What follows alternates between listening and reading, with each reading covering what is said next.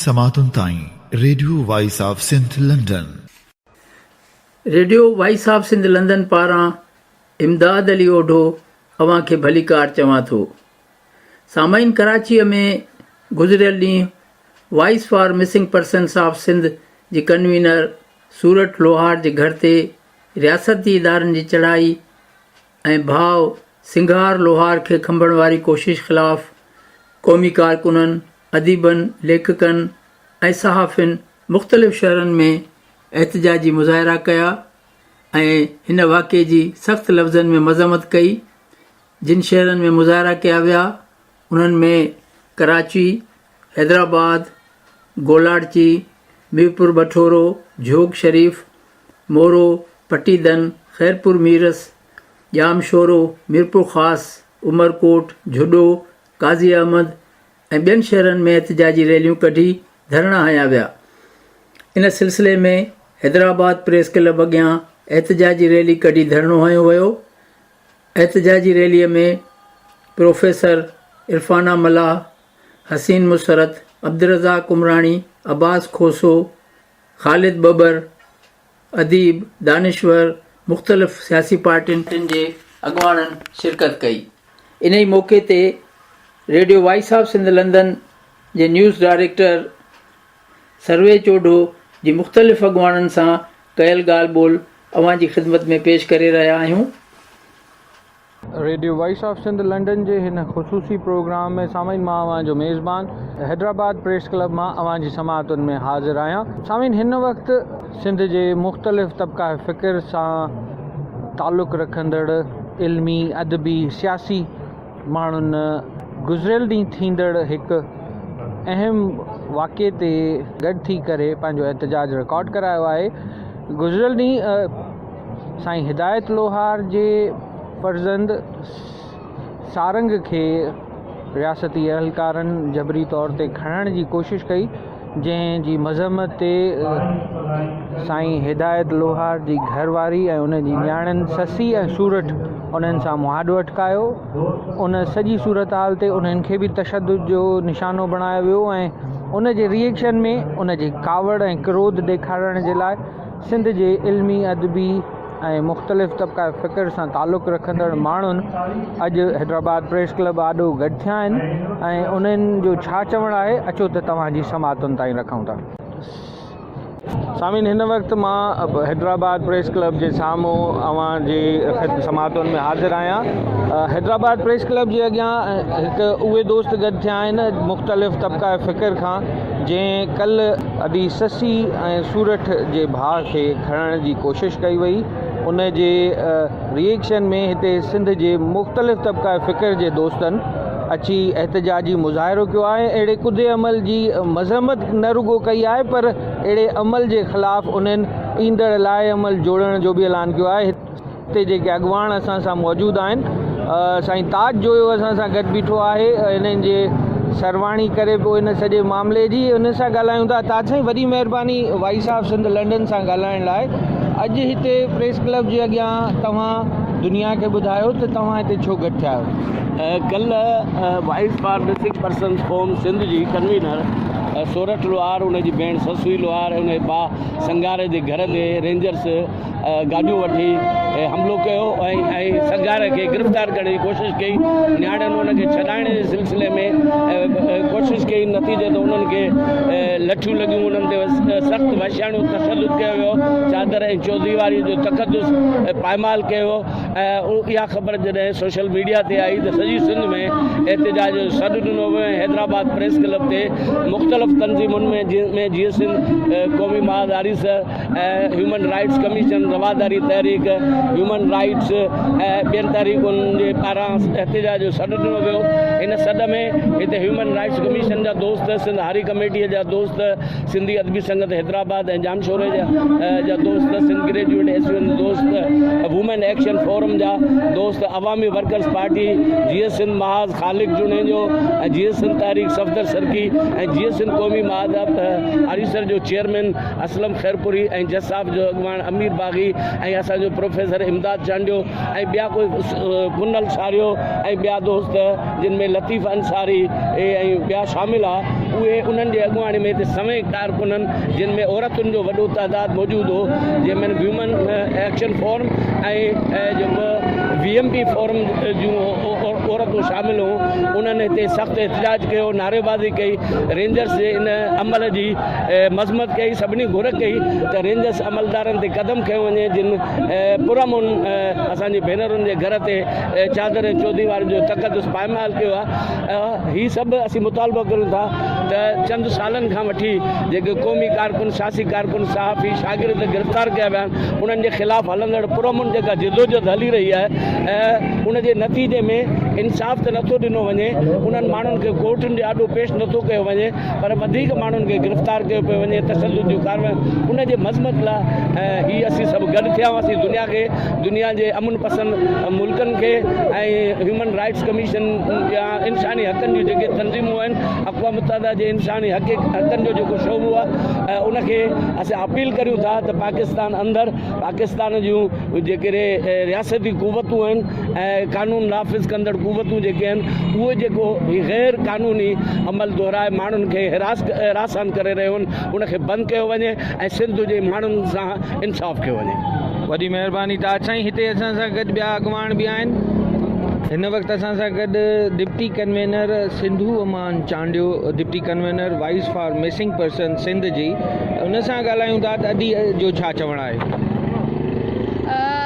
कल्ह जेको इंसानी हक़नि जी मां सम्झां थी त ख़िलाफ़ वर्ज़ी या तौहीन थी आहे, असीं जेके बि सिविल सोसाइटी हुजे या जेके बि तंज़ीमूं हुजनि उन्हनि पारां हिते गॾु थिया आहियूं ऐं असीं पुरज़ोर अपील कयूं था इंटरनेशनल चाहे नेशनल जेके ह्यूमन राइट्स डिफेंडर्स ऑर्गेनाइज़ेशन्स आहिनि, उन्हनि अॻियां असां हीअ डिमांड रखूं पिया त मुसलसिल गुज़िरियल 2 खां 3 सालनि खां जेका सिंध जे अंदरि मिसिंग पर्सन्स वारो इशू आहे क्रिएट कयो वियो आहे या माण्हू खंबे लापता करण वारो जेको रुझान कयो वियो आहे, उनखे जल्द खां जल्द ख़तमु करायो वञे ऐं उनखां अलावा जेका मिसिंग पर्सन्स जूं फैमिलीज़ आहिनि उन्हनि खे जेको प्रेशराइज़ कयो पियो वञे ऐं खुलियल नमूने सरेआम मिसिंग पर्सन्स जूं जेके फैमिलीज़ आहिनि, जीअं कल्ह सोरठ ऐं ससी जो जेको बाबा आहे उहो तक़रीबन 2 सालनि खां वठी खंबे गुम कयो वियो आहे, उनजी आज़ादी जे लाइ हू गुज़िरियल 2.5 सालनि खां रोडनि रस्तनि ते कॾहिं लॉन्ग मार्चनि जी सूरत में, कॾहिं बुख हड़तालुनि जी सूरत में, त कॾहिं प्रोटेस्ट जी सूरतुनि में सरापा एहतजाज बणियल आहिनि। उन्हनि जे पीउ खे त रिकवर कोन कयो वियो आहे, बजाए उन्हनि जा जेके ॿाहिरि आहिनि उन्हनि खे मुसलसिल प्रेशराइज़ कयो पियो वञे। अवां ॾिठो त कल्ह कराची में सरेआम रेंजर्स हुननि जे भाउ ते जे अखियुनि ते पटी ॿधी करे ऐं उन्हनि खे खंभिजण जी कोशिशि कई, जंहिं ॻाल्हि खे ॿुधी ससुई सोरठ ऐं संदन अमर जेके हुयूं उहे गाॾियुनि जे अॻियां अची वियूं। उन जे अॻियां जेको हुयो रेंजर्स वारा जेके हुआ उन्हनि ते लाठी चार्ज कई आहे ऐं उन्हनि खे गलीज़ नमूने हिकिड़ियूं गारियूं ॾिनियूं आहिनि। मां सम्झां थी त इहो इंसानी हक़नि जी ख़िलाफ़ वर्ज़ी आहे। हिन मुल्क जेको आहे सिंध जेका आहे उहा अमन पसंद जेका आहे धरती रही आहे, उन जा जेके वासी आहिनि उहे अमन पसंद रहिया आहिनि शुरू खां वठी। न्याणियुनि जी जेका हीअ तज़लील कई वई आहे, उन्हनि जे वालदेन खे रिकवर करण जे बजाए उन्हनि जा जेके ॿिया फैमिली मेंबर्स आहिनि उन्हनि खे खंबे गुम करण जी कोशिशूं जेके आहिनि उहे मां सम्झां थी त उन्हनि जे आवाज़ खे जेको आवाज़ हक़नि जे हासिलात जे लाइ जाखोड़ जे लाइ जेको आवाज़ बुलंद कयो वियो आहे, मां सम्झां थी त उनखे दॿाइण जी हिकिड़ी कोशिशि आहे। मुंहिंजो जेको मुतालबो आहे उहो कंहिं बि स्टेट जेके माण्हूअ खां न आहे, मुंहिंजो जेको मुतालबो आहे उहो इंसानी हक़नि जूं जेके तंज़ीमूं आहिनि, जेके दावेदार तंज़ीमूं आहिनि, उहे सिंध जे अंदरि कमु कंदड़ हुजनि, मुल्क जे अंदरि कमु कंदड़ हुजनि या अक़वाम मुत्तहिदा जे अंदरि कमु कंदड़ हुजनि, उन्हनि खां मुंहिंजी डिमांड आहे त महिरबानी करे सिंध जे अंदरि जेको मिसिंग पर्सन्स वारो इशू आहे उन ते गौर फ़िक्र कयो वञे। उनखां अलावा जेका मुसलसिल सिंध जे धरतियुनि सां जेके पंहिंजे वालदेन जी रिकवरी जे लाइ सरापा एहतजाज बणियल आहिनि, उन्हनि जी जेका सरेआम तज़लील कई पई वञे उनखे जल्द खां जल्द बंदि कयो वञे। छो त तव्हां सम्झी सघो था त जॾहिं बि कोई एक्शन थींदो आहे त यकीनन मोट में उनजो रिएक्शन हूंदो आहे। उनजो रिएक्शन इहो आहे त अॼु समूरी जेका सिंध आहे उहा हुननि जे हक़नि जे लाइ, हुनजी तज़लील जेका थी आहे उनजे तज़लील जे मुज़म्मत जे लाइ समूरी सिंध जेका आहे उहा सरापा एहतजाज बणियल आहे। महिरबानी करे सिंध जे हिन केस ते ध्यानु ॾिनो वञे, फोकस कयो वञे ऐं हिनखे जल्द खां जल्द हल कयो वञे। ईअं न थिए त तशदुद जो जेको जवाबु आहे उहो तशदुद सां ई ॾिनो वञे। वरी महिरबानी अदी। असां सां गॾु हिते हिन एहतजाजी धरणे में पुराणो एक्टिविस्ट कामरेड इमदाद चांडियो असां सां गॾु आहे। कामरेड वरी महिरबानी वॉइस ऑफ सिंध लंडन सां ॻाल्हाइण लाइ। हिकिड़ो घर जो भाती मोटियो कोन्हे, ॿिया घर जा भाती खंबिया था वञनि, अॼु तव्हां समेत हिते सवनि माण्हुनि अची करे छा मैसेज ॾिनो आहे?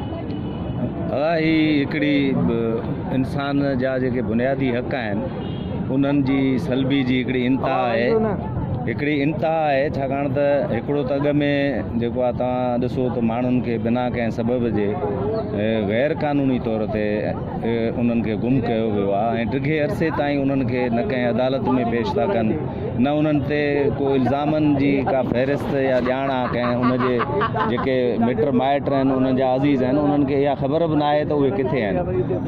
अहिड़े क़िस्म जी जेके गुमशदगी जेका आहे हिकिड़े फैशिस्ट सोसाइटी में या हिकिड़े फिस्ताई मुआशिरे में त इहा जेका आहे सा जाइज़ हूंदी आहे, पर जेको मुआशिरो जेको मुल्क या रियासत पाण खे जमहूरी सॾाए थी ऐं जमहूरियत जे लाइ पंहिंजा इंस्टीट्यूशन्स ठाहे वेठा आहिनि, पार्लियामेंट आहे, चवनि था प्रेस आज़ादु आहे, अदलिया आज़ादु आहे, अहिड़े माहौल जे अंदरि ऐं फिस्ताई क़िस्म जा जेके लाड़ा आहिनि उहे छाजे करे असां वटि आहिनि।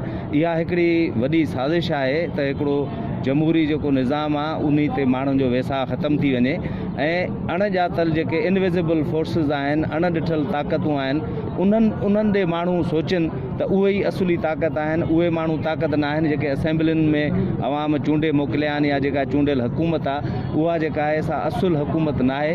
हुकूमत असुल में उहा आहे जेके परदे जे पुठियां हिकिड़ियूं ताक़तवर एजेंसियूं आहिनि कमु करे रहियूं आहिनि। मां सम्झां थो त रियासत जे अंदरि हिकिड़ी ॿी रियासत जे वजूदु हिकिड़ो जमहूरियत जे लाइ ऐं हिन मुल्क जे ख़ुदि वजूद जे लाइ हिकिड़ो सुवालिया निशान आहे ऐं इन जे करे इन ॻाल्हि जी सख़्तु ज़रूरत आहे त अॼु उहे अहिड़ा क़दम जेके हिन मुल्क खे फैशिज़म ॾांहुं वठी था वञनि, जेके हिन मुल्क खे माण्हुनि जे हक़नि खां महरूमी ॾांहुं वठी था वञनि, उन्हनि क़दमनि जे ख़िलाफ़ु हिकिड़ी वॾी जदोजहद कजे। उन जे लाइ आवाज़ु उथण लाइ हीउ जेको मरहलो आहे त हिन फैमिली सां जेका पंहिंजो लोहार फैमिली आहे, तव्हां ॾिसो त उन्हनि जो वॾो जेको आहे उहो वालिद साहब गुम आहे, उन जूं न्याणियूं उन जे लाइ कराची खां वेंदे हैदराबाद ताईं एहतजाज कंदियूं रहियूं आहिनि ऐं मुसलसिल इहो एहतजाज इस्लामाबाद में ॿियनि सिविल सोसाइटी जे तंज़ीमुनि, human rights commission of Pakistan बि इन इशू ते तमामु घणो स्ट्रगल कई आहे। त हीउ जेको ताज़ो वाक़ियो थियो आहे मां सम्झां थो इन जी नरो क़ाबिल मज़म्मत आहे,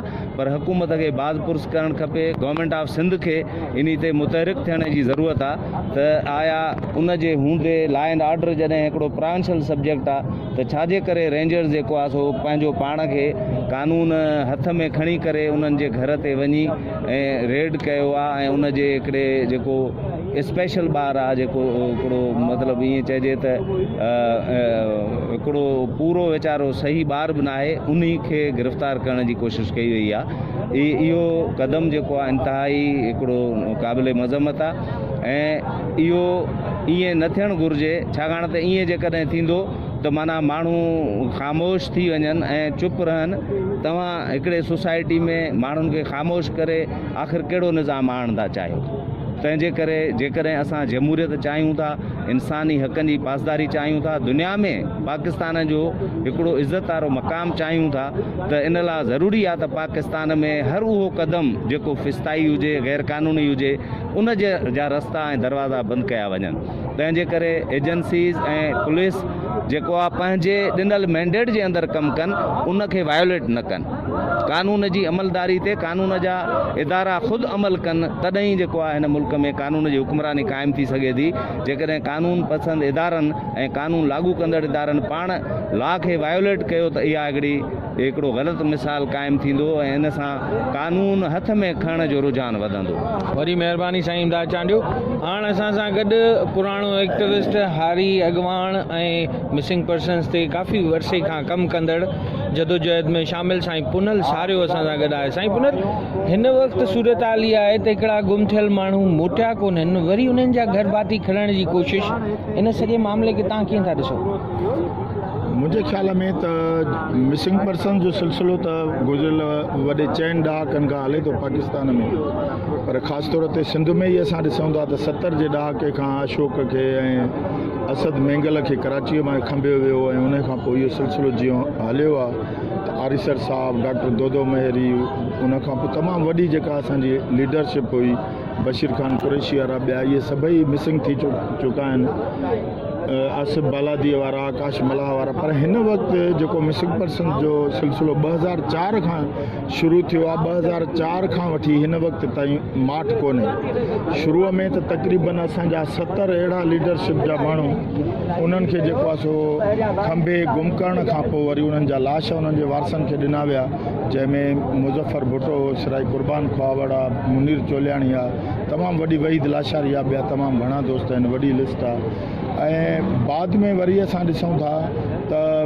गुज़िरियल 3 सालनि खां वरी हीअ सूरत हाल आहे त सोहेल भट्टी खादिम आरी जो हिदायत लोहार साबिर चांडियो एजाज़ गाहो उन्हनि खे जीअं ई खंभियो वियो आहे त उन खां पोइ 2 साल पूरा थियण वारा आहिनि पर उन्हनि जी का बि ख़बर नथी पवे ऐं जेके इन विच में ॿिया बि इलाही माण्हू खंभिया आहिनि के मोटी बि आया आहिनि के अञा ताईं पंहिंजे प्यारनि सां न मिलिया आहिनि पर जेके माण्हू हिन वक़्तु बि मिसिंग आहिनि उन्हनि जी त तमामु वॾी लिस्ट आहे पर हाणे वरी ही नओं सिलसिलो कल्ह खां शुरू थियो आहे त मौसमियात जोहर कराचीअ में जिते वाइसवार मिसिंग पर्सन जी कन्वेनर सोरठ लोहार रहे थी जेका मिसिंग पर्सन हिदायत लोहार जी धीउ आहे उन्हनि जे घर ते चढ़ाई कई वई चढ़ाईअ जो सबबु हे ॼाणायो वियो त हिदायत लोहार जो जेको पुटु आहे संगार जेको सियासत में बि कोन्हे को उते कंहिं फैक्ट्रीअ में कोरंगीअ में कमु कंदो आहे उनखे जेको आहे सो ज़बरदस्ती खंभण जी कोशिशि कई वई जंहिं ते ससुई सोरठ ऐं उन्हनि जी मदर जेको आहे मज़ाहिमत कई मौसमियात चौक ते उन्हनि खे जेको आहे कहलींदा आया ऐं उन खां पोइ हू गाॾियुनि जे आॾो अची सुम्ही रहिया ऐं उन बाद जेको आहे सो एतिरो थियो जो हुननि जेको आहे सो जंहिंखे खंभे खयूं वञनि पिया संगार खे उनखे छॾियो वियो त असां सम्झूं था त मिसिंग पर्सन जो जेको मामिलो आहे उहो पाकिस्तान जो ॼण त बुनियादु बणी चुको आहे ऐं पाकिस्तान में हीअ कोशिशि कई थी वञे ख़ासि तौर ते सिंध में हीअ कोशिशि कई थी वञे त सिंध खे बि बलोचिस्तान बनाइजे पर मां सम्झां थो त सिंध खे बलोचिस्तान बनाइण जूं जेके बि क़ुवतूं कोशिशि कनि थियूं उन्हनि खे यादि रखणु खपे त बलोचिस्तान में 60 लख बलोच था रहनि ऐं उन जी पाकिस्तान जे 40% जेका हिसा एराज़ी आहे जॾहिं त सिंध जेका आहे उहा नंढी एराज़ीअ में 6 करोड़ माण्हू रहनि था उन जे करे सिंध बलोचिस्तान न थींदी हता कि सिंध ओभर बंगाल थी सघे थी छाकाणि त ओभर बंगाल में उन वक़्तु बि सॼे जेको आहे सो मग़रिबी पाकिस्तान खां वधीक जेको आहे सो आदमशुमारी रहंदी हुई ऐं नतीजा असांजे साम्हूं आया त 70 जे ॾहाके में कहिड़ा नतीजा थिया त आउं सम्झां थो त हीअ त मिसिंग पर्सन वारो मामिलो औरतुनि ते तशदद सोरठ ऐं ससुईअ ते तशदद उन्हनि जूं पोतियूं चियाड़ियूं करणु या उन्हनि जी लोई ऐं लॼ जो ख़्यालु न रखणु या हिते बार बार मिसिंग पर्सन जे घरनि ते चढ़ायूं करे चादर ऐं चौदीवारे जी तक़दस जी जेका पामाली आहे उनखे मां सम्झां थो त जेके बि इहा पॉलिसी खणी आया आहिनि उहे हाणे पाकिस्तान खे मुस्तक़िम ॾिसणु नथा चाहिनि पाकिस्तान खे मुस्तक़िम जेकॾहिं ॾिसणो आहे त हिते रवादारीअ खे अहमियत ॾियणी पवंदी भाईचारगीअ खे अहमियत ॾियणी पवंदी हिते जेके मज़लूम क़ौमूं आहिनि जिन जा 70 सालनि ताईं हक़ गज़ब कया विया आहिनि उन्हनि खे हक़ ॾियणा पवंदा अरिड़हीं तरमीम जे ख़िलाफ़ु जेका बि साज़िश हले थी पई फेडरल हुकुमराननि जी या हितां जे असुल हुकुमरान तबक़नि जी उन्हनि खे जेको आहे सो अरिड़हीं तरमीम खे हलणु ॾिनो वञणो खपे त जीअं हितां जा जेके नंढा सूबा आहिनि उहे हिन फेडरल यूनिट सां सही हली सघनि पर जेकॾहिं अरिड़हीं तरमीम बि ख़तमु कई वेंदी ऐं माण्हुनि खे खंभे ईअं गुम कयो वेंदो ऐं उन्हनि आम माण्हुनि खे जीअं संगार हुयो उनजो जीएसएम सां को बि तालुक़ु कोन्हे को मां मिसिंग थियो मुंहिंजो जीएसएम सां को बि तालुक़ु कोन हुयो त जेकॾहिं चवनि था त बाबा कॉम्परस था खंभियो त इहा ॻाल्हि ग़लति आहे हिते त हर शहरीअ खे खंभियो थो वञे उन लाइ हिते सिटीज़न एक्ट ते अमल करणु खपे हिते माण्हुनि खे राइट्स ॾियणु खपनि उन जे लाइ HRCP लॻे थो त आसमान जहांगीर खां पोइ हाणे वेहिजी वई आहे पर वरी बि असां HRCP MNST इंटरनेशनल अक़वाम मुतहिदा जे इंसानी हक़नि जे इदारनि ऐं उन सां गॾोगॾु ख़ुदि पाकिस्तान जूं जेके सरकारी वफ़ाक़ी ऐं सूबाई ह्यूमन राइट्स कमीशन आहिनि उन्हनि खे खपे त हिन सॼे मामले ते तहरुक वठनि ऐं हू जेको आहे उन कुवतुनि खे रोकनि जेके कुवतूं ज़बरदस्ती जेको आहे सो माण्हुनि खे मिसिंग करे ऐं हितां जे माण्हुनि खे बग़ावत ते उकसाइनि थियूं। ऐं सम्झां थो त ख़ुदि क़ौम परस्तनि जी जेका सिचुएशन आहे त GSN जूं अक्सर तंज़ीमूं जेके आहिनि उहे अदम तशद्दुद जूं क़ाइल आहिनि। साईं JM सैयद जो जेको फ़िकिर आहे उहो धरतीअ जो फ़िकिर आहे ऐं उन फ़िकिर में अदम तशद्दुद आहे, उन में अहिंसा आहे, उन में जेको आहे सो पुरअमन जदोजहद आहे ऐं पुरअमन जदोजहद खे जेकॾहिं हीअं सख़्तीअ सां कुचलियो वेंदो त आउं सम्झां थो हालतूं वधीक ख़राबु थींदियूं। महिरबानी। वॾी महिरबानी पुनल साईं। हिन वक़्तु असां वटि हिकिड़ो ॿियो पुराणो कामरेड आहे ऐं उन कामरेड ताज मरी असां सां गॾु आहे। अचो त उन खां ॿुधूं त हिन एहतजाजी धरणे में हुनजो छा चवणु आहे। त हीअ जेका रियासत असांजी आहे उहा पहिरें ॾींहं खां रियासत असांजी जेका आहे सा ही आहे ई जेका सिक्योरिटी स्टेट। ही अवाम जे लाइ ठही ई कान्हे, माण्हुनि जे लाइ ठही ई कान्हे, हितां जे क़ौमुनि लाइ न ठही आहे, हितां जे जमहूरी जेको आहे रियासत हींअर बि जेकॾहिं असां वटि जेकॾहिं इहो जमहूरी हुकूमत न आहे, आउं सम्झां थो त इहा जमहूरी कान्हे, चूंडियल हुकूमत ज़रूरु आहे। इन जे करे त जमहूरी हुकूमतुनि में ईअं न थींदो आहे त माण्हुनि खे खंभे गुम कयो, गुम करे ऐं उन्हनि खे जेका आहे सा मारे उन्हनि खे उछलाए छॾियो, ईअं न थींदो आहे। इवन जेका आहे सा असां मार्शल लॉ खे मुंहुं ॾिनो आहे, असां उन्हनि जूं सज़ाऊं काटियूं आहिनि, असां उन्हनि खे जेका असांजा साथी शहीद थिया आहिनि, पर उहे बि इहो तरीक़ो अख़्तियार कोन कयो वेंदो हो जेको हींअर थो कयो वञे। अॻे जेका आहे जेकॾहिं थींदो बि हुयो खणंदा हुआ त उन्हनि खे वञी फ़ौजी कोर्टुनि में जेका आहे हींअर बि तव्हां वटि फ़ौजी कोर्टूं आहिनि त वञी उन में संसदो जेको आहे पेश कयो। भला जेकॾहिं असांखे हूंदो त असीं हुनजे ख़िलाफ़ु जेका आहे सा एहतिजाज कंदासीं, असीं चवंदासीं त इहो त गैर क़ानूनी तौर ते खयों आहे, पर को तरीक़ो त हुजणु घुरिजे। हीअ त जेका आहे सा खंभे माण्हू खे गुम करियो, उन्हनि खे मारे छॾियो, वरी जेकॾहिं उन्हनि खे वरी अची उनजे पीउ खे खंभे खणी वञो, वरी जेकॾहिं हुनजे भाउ खे खणणु अचो ऐं उते जेके एहतिजाज कनि उन जूं भेणूं, उन्हनि जी माउ एहतिजाज करे त उन खे तशद्दुद जो निशानो बनायो। इहा कहिड़ी जेका आहे सा ही रियासत आहे। हीअ रियासत पंहिंजो पाण खे ॿुधाए थी त हीअ सिक्योरिटी स्टेट आहे। हीअ माण्हुनि खे इन पासे उकसाइनि था, हीअ माण्हुनि खे उन पासे था वठी वञनि त जेको हीअ रस्तो अख़्तियार था कनि, माण्हू उहो रस्तो अख़्तियार कनि। असीं अवाम खे बि दरख़्वास्त कंदासीं, असीं हिननि हुकुमराननि खे चऊं था त पंहिंजो सम्झो, अकिल खां कमु वठो, माण्हुनि खे इन रस्ते ते न वठी वञो, न त पोइ जीअं तव्हां बंगाल में जेका आहे 4 बेटा कयाती करणो पवंदो। वॾी महिरबानी कामिल ताज सामीन। हिन वक़्तु हीअ एहतिजाज पंहिंजी पुॼाणी ते पहुची चुको आहे ऐं सूरत हाल हिन वक़्तु इहा आहे त सवनि जी तादाद में गुम थियल माण्हुनि जा वारिस, पर उन सां गॾोगॾु हर तबका जो फ़िकिर, उहे सिंधी अदबी संगत हुजे, हारी एक्टिविस्ट हुजनि, आम शागिर्द हुजनि, सभिनीनि वॾी तादाद में इन ॻाल्हि जो हिन प्रोग्राम जे वसीले पैगाम ॾिनो आहे त तव्हां माशरे में कानून जी बालादस्ती कयो। जेकॾहिं को ॾोहारी आहे त उनखे कानून जे कटहरे में आणियो। ईअं गुम करणु न रुगो गैर कानूनी आहे पर गैर इंसानी आहे। पंहिंजे मेज़बान सर्वे चोडो खे हैदराबाद प्रेस क्लब मां इजाज़त ॾींदा। सदाईं गॾु। सामाईन, हैदराबाद प्रेस क्लब आॾो थींदड़ एहतिजाज जी मुकमिल कार्रवाई अवां जी ख़िदमत में पेश कई वई। हिन वाक़े जे ख़िलाफ़ लाड़काणे में एहतिजाज कयो वियो। लाड़काणे में असांजे नुमाइंदे सां तनवीर आरेजो जी ॻाल्हि ॿोल अवां जी ख़िदमत में पेश करे रहिया आहियूं। तनवीर आरेजो, मिसिंग पर्सन ख़ादुम हुसैन आरेजो जी धीउ आहियां।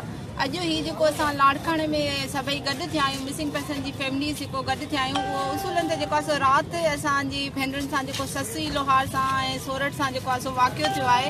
हुननि जो फादर जेको 2 सालनि खां वठी साईं हिदायतुल्ला लोहार खंभे गुम कयो वियो आहे ऐं राति जेको आहे सो अचानक सां रेंजर्स जी गाॾी हुननि जे शॉप ते अची करे हुननि जे नंढो भाउ संगार जेको आहे सो हुनजी ज़हनी तवाज़ुन बि सही न आहे, हुनखे जबरी तौरु खंभे हुनखे खयूं वञनि पिया अखियुनि ते पटियूं ॿधी करे, जंहिंजी मज़म्मत जेको आहे सो ससी ऐं सोरठ जॾहिं रोडनि ते आयूं त हुननि खे लठियूं आयूं हुयूं ऐं हुननि जी अम्मा जेको आहे सो बेसाख्ता रड़ियूं करे रही हुई ऐं ख़ुदा जा वास्ता ॾेई रही हुई, पर हुनजी केरु बि दांव ॿुधण वारो न हो, वर्णाइण वारो न हुयो। सो हीअ जेको मुसलसिल 2 सालनि खां वठी असां रोडनि रस्तनि ते आहियूं, उनजे नतीजे में असांजा प्यारा, असांजा बाबा, असांजा वार्स त खंभियल ई आहिनि, पर हुन सां गॾोगॾु असांजे भाइरनि ते बि जेको असां हाणे इहो वार कयो पियो वञे। असांजे ॿाहिरि जेको उन संघा जी जेका उमिरि आहे उहा 18 साल आहे। 18 सालनि जो ॿारु जेको आहे सो कहिड़ी दहशतगर्दी में मुलविस थी सघे थो, उनखे ज़ोरी खंभे वञे पियो। उनखां पोइ उनजे भाउ सारंग ते बि लठियूं आयूं वयूं, उन ते तशदुद कयो वियो। सो यकीनन उन्हनि जी असां हिते सिर्फ़ु मज़म्मत न कंदासीं, पर उनजो असां बिलावल खे चवंदासीं त जॾहिं वर्सी ते आयो मोहतरमा जी ते, त उनखे जेको आहे सो पख्तून यादि हुया ऐं बलोच यादि हुया, पर सिंध जूं नियाणियूं जेके मुसलसिल 2 सालनि खां वठी रोडनि ते वेठा आहियूं, त उनखां हिकिड़ा 2 लफ़्ज़ जेको आहे सो मिसिंग पर्सन सिंधी जेके क़ौमी कारकुन असांजा खंभियल आहिनि उन्हनि लाइ न पिया निकिरनि। त बिलावल जी इहा गफ़लत जेको आहे सो असां उनजी बि मज़म्मत कयूं था त हू मतिलबु जेको बिलावल खां असांखे उमेदूं हाणे रखण बि न घुरिजनि। वरी जेका असांजी स्टेट आहे उहा स्टेट जेको आहे सो मुसलसिल नाकाम वञे पई ऐं हू जेको रिसेंटली असांजो SP जेको आहे सो इस्लामाबाद मां लापता थिए पियो ऐं कुझु ॾींहंनि खां पोइ वरी हुनजो लाश जेको आहे सो मिले थो असांखे। सो असांजो हिकिड़ो सवालिया निशान आहे हिन पाकिस्तान ते त असांजा इदारा असांजूं एजेंसियूं किथे कमु कनि पियूं, जो असांजा ॾींहं ॾिठे जेको आहे असांजे मुल्क मां माण्हू खंभे गुम कया वञनि था। हूअं त चवंदा हुया त रियासती इदारा इहो कमु नथा कनि, पर राति जेको आहे सो सरेआम उन्हनि जी लाइव वीडियो हली आहे, उहा नंबर प्लेट हली आहे जंहिंमें रेंजर्स जी गाॾी आहे, त उहे रेंजर्स जा माण्हू अची असांजे माण्हुनि खे खणी गुम करे विया हुया।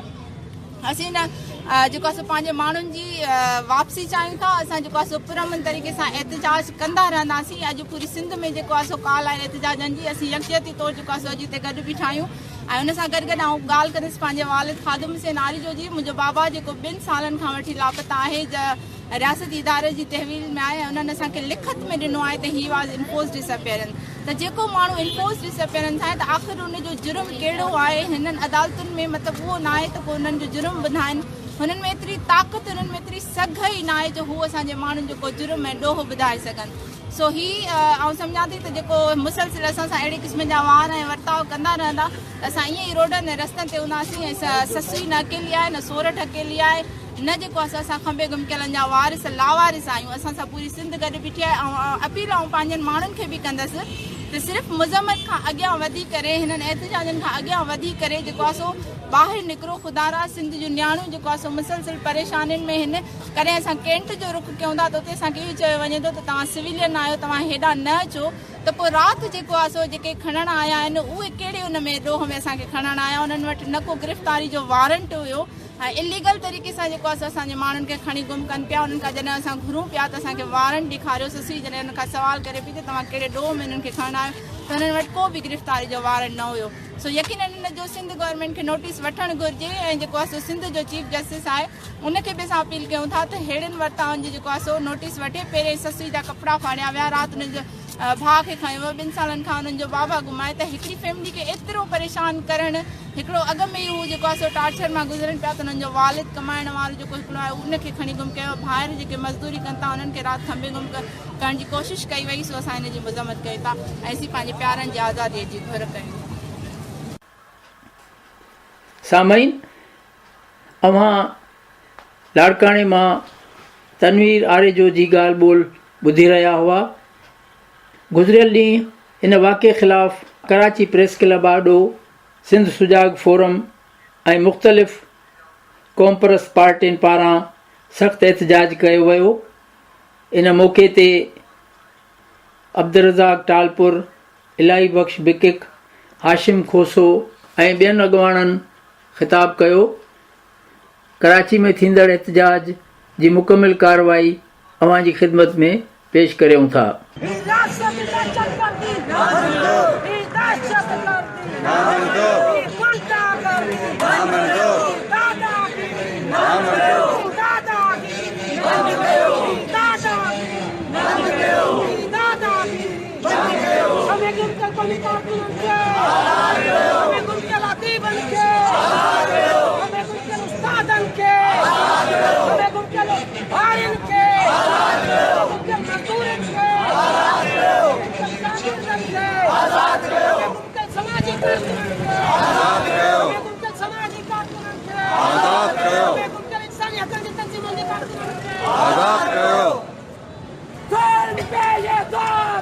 हम नहीं मानते,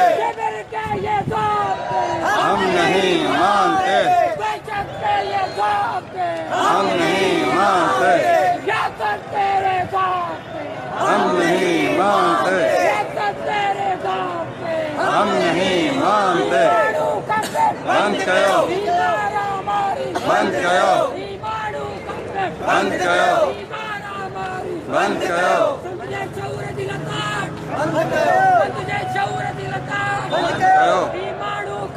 बंद कयो आज़ाद कयो आज़ाद कयो आज़ाद कयो आज़ाद कयो आज़ाद कयो Send government! Send government! Send Ranger! Send government! Send government!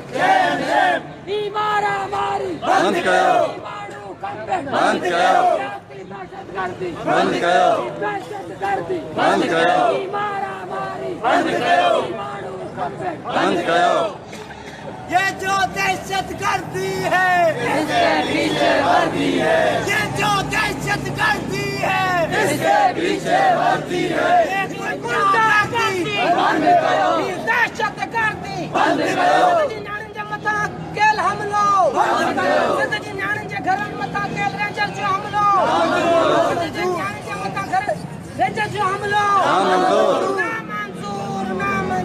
दहशत गर्दी ना मंजूर आज़ाद कयो जॾहिं कनि कयो कालू भला कलबती तॾहिं किन कयो कहीं देर कयो बचन में क़ाबिल इकराम दोस्तो अॼोको ही असांजो एहतिजाज सिंध सुजागी फोरम पारां सिंध जे न्याणियुनि सॼे सूरत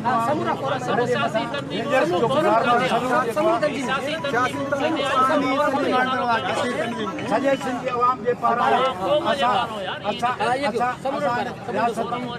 रियासती दहशत गर्दी मुखालफ़त कयूं था ऐं आऊं सभ खां पहिरीं गुज़ारिश कंदुसि एडवोकेट मोहतरम अब्दुल रज़ाक नागपुर साहब खे तूं अचनि ऐं पंहिंजा वीचार वठनि। दोस्तों जीअं सिंधी अवाम जी त असांखे अॼु असां जिते जो गॾु थिया आहियूं जो असांजे राति असां जीअं राति जो ॿुधोसीं रेंजर्स जी जेका गैर क़ानूनी गैर अख़लाक़ी ऐं जेको रवायतुनि जे ख़िलाफ़ सिंधी माण्हुनि जे पंहिंजो घर जे मथां न्याणियुनि जे मथां हमिलो ऐं उहो बि उन जंहिंजे पीउ खे गुज़िरियल 2 सालनि खां गुम कयो वियो आहे उहो बि उन ई ते जंहिंजे पीउ 2 सालनि खां गुम कयो वियो आहे उनजे भाउ जेको महसूम भाउ 16-17 सालनि जेके ही सेकेंड टाइम ॿिए दफ़ा अगवा करण जी कोशिशि कई वई आहे जंहिंजूं पिटिशनूं मुख़्तलिफ़ गुम थियल जूं पिटिशनूं हाई कोर्ट जे अंदरि हली रहियूं आहिनि। मुंहिंजो ख़्यालु आहे त दुनिया जो को बि कानून न आहे ही पाकिस्तान जो कानून रियासत जो कानून आहे उहो बि इजाज़त नथो ॾिए अहिड़े तरीक़े सां इहो कयो। कश्मीर में बि इहो कश्मीर वारा बि इंडियन आर्मी आहे उहा बि ईअं माण्हुनि जे घरनि में नथी गिरे जहिड़े तरीक़े सां हिते असांजे माण्हुनि असांजे घरनि में गिड़ियो थो वञे जंहिंखे मर्ज़ी आहे कन मां झले उनखे खणी उनखे मोचड़ा हणिया वञनि त शुरू कयो वञे कोर्ट में पेश न कयो वञे। असांजो इहो एहतियाज इन जे लाइ आहे जो असांजो इहो राइट आहे त असांखे जेको न जो कानून जे मुताबिक़ जेको तव्हांजो कानून आहे जेको कोर्टनि जो कानून आहे जेको अदालतनि जो कानून आहे उन मुताबिक़ असांखे जेल जो तक जो तव्हां इहो किथे जी शराफ़त आहे जो तव्हां न्याणियुनि सां तव्हां तज़लील कयो हिकु जेको ॿाहिरि जा माण्हू आयल जेके सिंध में रही करे असांजे माण्हुनि खे खणनि तबाह कनि असांजे माण्हुनि सां जाचूं कनि जी त असांजी मज़म्मत कयूं था ऐं पंहिंजो सभिनी सियासी पार्टियुनि खां बल्कि अवाम खां मुतालबो कयूं था असां इदारनि खां हुकूमत खां कंहिंखां मुतालबो था कयूं अवाम खे चऊं था त भई तव्हां अगरि न उथंदो त अॼु हुनजे हिकिड़े जे घर में आहे जेको मिसिंग पर्सन जी प्रेसिडेंट आहे रिप्रेज़ेंटेटिव आहे जेका पूरी सिंध खे रिप्रेज़ेंट करे थी उनजे घर ते थियो आहे सुभाणे हे जेके असां सुभाणे हिकिड़े खे खणी उन सां इहो छॾंदा उनजे घरनि में गंदा तंहिं करे असांजो फ़र्ज़ु आहे अवाम खे गॾु थियणु घुरिजे इदारनि खे इंसाफ़ न कंदियूं इहे जेके अदालतूं आहिनि असां ॾिसूं था कोर्ट में जहिड़े तरीक़े सां जज साहिबान जेको हलनि था त असांखे अवाम खे मुता थियणो पवंदो उनजो हल अवाम आहे अवाम गॾु थींदो सियासी पार्टियूं गॾु न थींदियूं सियासी पार्टियूं जेके आहिनि उहे माण्हुनि खे तव्हां छॾे ॾियो पर अवाम जेको आहे उहो गॾु थिए इन मुता थिए ऐं इन जे ख़िलाफ़ रद्दम अचणु घुरिजे त जीअं इहा बदमाशी आहे उहो बंदि थिए ऐं रुकिजे अदरवाइज़ इहो सिलसिलो हलंदो रहंदो ऐं एतिरो चवंदुसि महिरबानी हलणु हकलनि ॿेली सारण मांझियुनि जे मरक विझनि कान फ़र्क़ु रुक वेंदी रहंदी हाणे आउं गुज़ारिश कंदुसि मोहतरम इलाही वक़्तु विकट सिस्टम जो अॻवान आहे उहो चई पंहिंजा वीचार वठे मोहतरम इलाही वक़्तु विकट सां अॼु असां न्याणीअ जे घर ते हमले जे ख़िलाफ़ हिते गॾु थिया आहियूं असां रेफरेंस साईं जीएम साईं जा पोइ लॻ इन चीज जी मज़म्मत कयूं था छो त असां हिन हुकूमत खां इहो मुतालबो कयूं था बाबा असांखे जेके बि कारकुन तव्हां खणियो था को मसइलो आहे त तव्हां हुननि खे कोर्टनि में पेश कयो। वॾियूं खां वॾियूं मार्शलाऊं वॾा जाबिर वॾा आमिर आया उन्हनि बि माण्हुनि खे खणी वञी जेलनि में विधो, DPR जा केस कया, कोड़ा ॾिना, लेकिन ही हाञो कॾहिं बि कोन थियो त माण्हू तव्हां खणी गाइब करे था छॾियो। बाबा कहिड़ो ॾोह आहे? अगरि ॾोह हुनखे फांसी ॾियो ऐं ॾोह आहे त हुननि खे तव्हां उमिरि क़ैद करियो, कोड़ा हणो, लेकिन हीउ जेको मिलाव जा ख़ौफ़ पैदा करे माण्हुनि खे खंभे गाइब कयो था उनजी असां सख़्तु मदमत कयूं था। ऐं जेको कल्ह वाक़ियो थियो उन सख़्तु मदमत कयूं था। जीअं सिंध क़ौमी महाल तव्हां हर मामले में हर मामले सॼाणे साईं कंहिं अहिड़ा सिलसिले हैफ़ कढी पियो हुओ वतन जिन विसारियो। हाणे आउं गुज़ारिश कंदुसि मोहतरम मोहम्मद हाशिम खोसो साहिब खे थो अचनि, इहे सिंध जा बाज़ जा अॻवान आहिनि।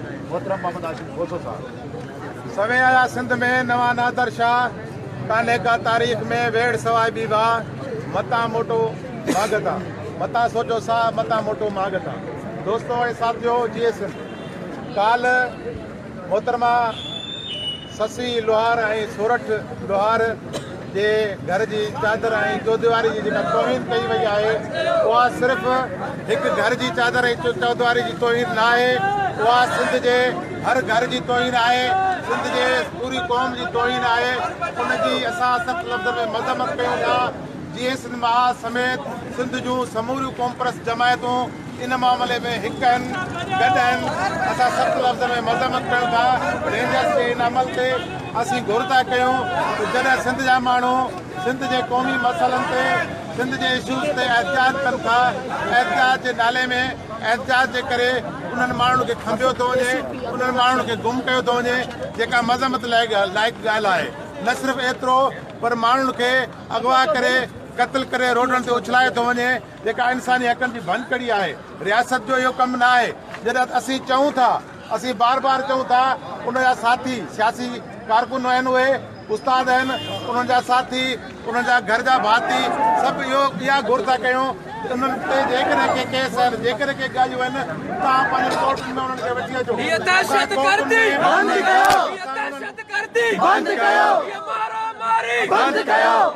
कोर्टनि में पेश थियण लाइ तयारु आहियूं, पंहिंजो मुक़दमो लड़ण लाइ तयारु आहियूं।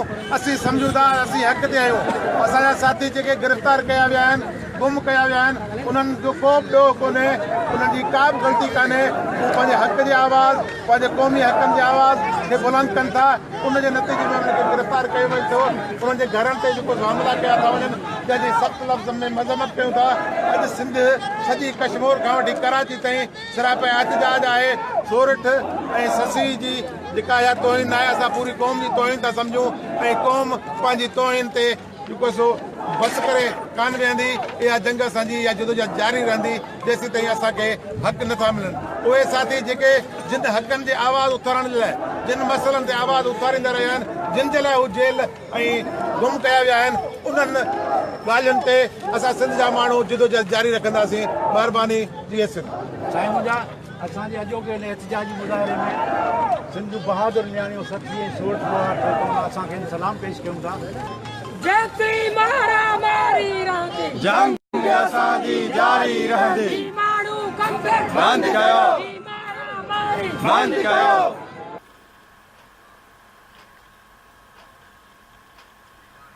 सामाईन, गुज़िरियल ॾींहुं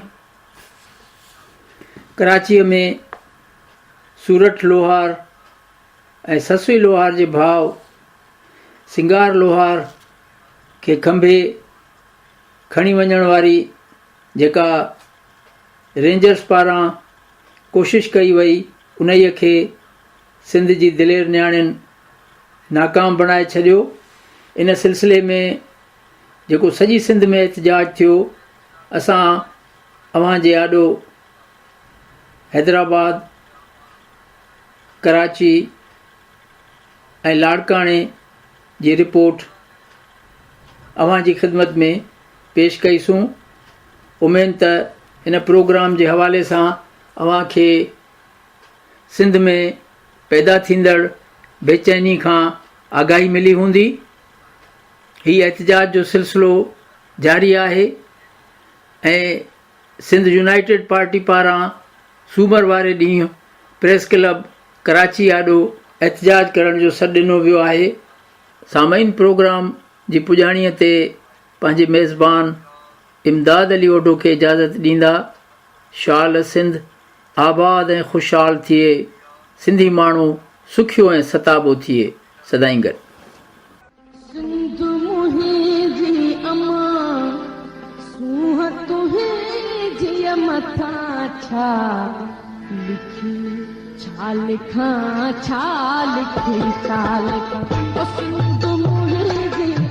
दुनिया जा सिंधियो हिक मुठ थी सिंध बचायो।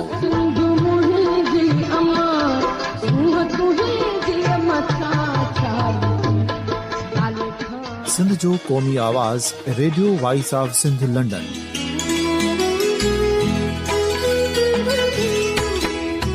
Radio voice of Sindh London पंहिंजी नशरियात में सिंध जी सियासत, समाज, इक़्तिसादियात, तारीख़, क़ौमी उमंगुनि ऐं इख़्लाक़ियात मुतलिक़ सिंध जी हक़ीक़ी तर्जुमानी कंदे प्रोग्रामनि खे असराइतो बणाइण लाइ सिंध जे घण घुरनि ऐं धरतीअ सां प्यार कंदड़ अदीबनि, दानिशवरनि, सहाफ़ियुनि, उस्तादनि, वकीलनि ऐं हर तबिके जे मानवारनि सजणनि खे सिंध में शऊरी इनकलाब लाइ सहकार जो सॾु ॾियूं था। अचो त गॾिजी सूफ़ियुनि ऐं संतनि वारी सिंध जो ओज हिकु मुठ थी वरी वापसि आणण वारे सफ़र जा साथारी बणिजऊं।